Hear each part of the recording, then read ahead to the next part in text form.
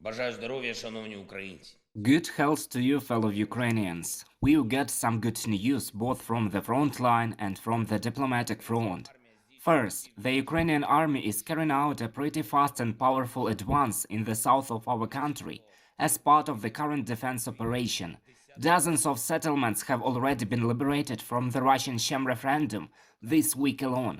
In Kherson region, Kharkiv region, Luhansk region, and Donetsk region altogether. In particular, according to the military reports from the Kherson region, the settlements of Lyubymivka, Khreshchenivka, Zolota Balka, Bilyaivka, Ukrainka, Velyka and Mala Oleksandrivka, and Davydiv Brid were liberated from the occupiers and stabilized, and this is far from a complete list. The warriors do not stop, and it is only a matter of time before we oust the occupier from all our land. I've held a series of important negotiations on October 4th.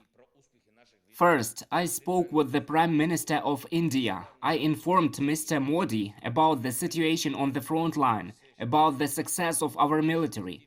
I presented in detail our view of Russia's recent escalation steps.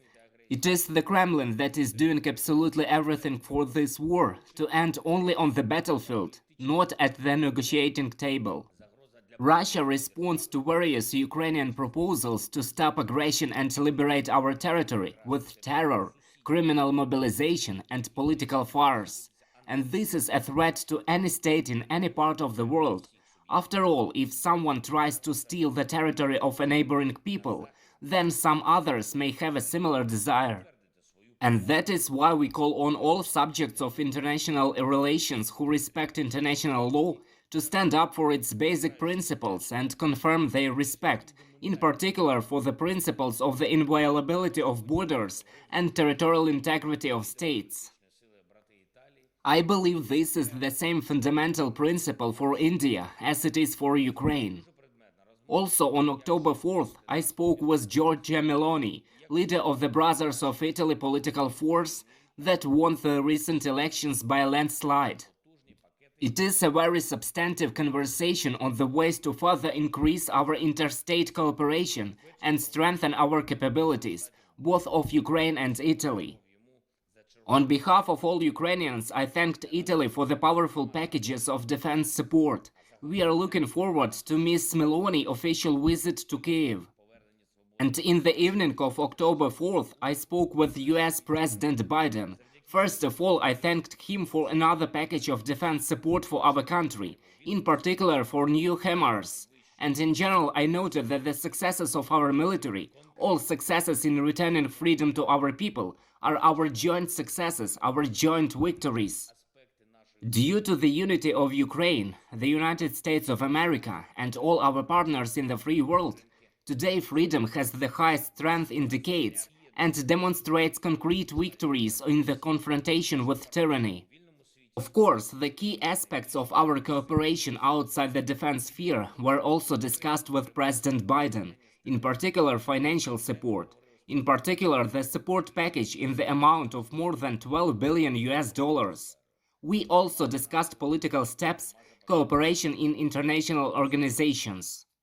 And I was especially pleased to hear President Biden's words that our servicemen inspire the whole world. Our people inspire the whole world. And rightly so. Our victory in this war will show how much Ukraine can contribute to the global strength of freedom, the global strength of democracy.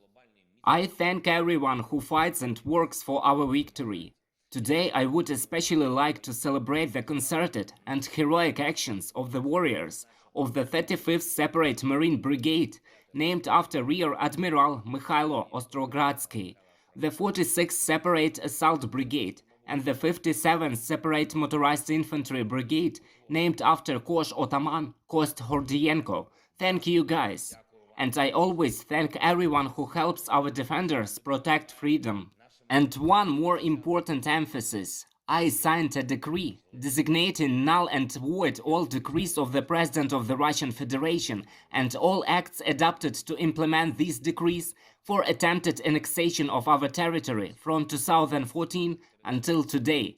Any Russian decisions, Any treaties with which they try to seize our land, all this is worthless. Glory to Ukraine.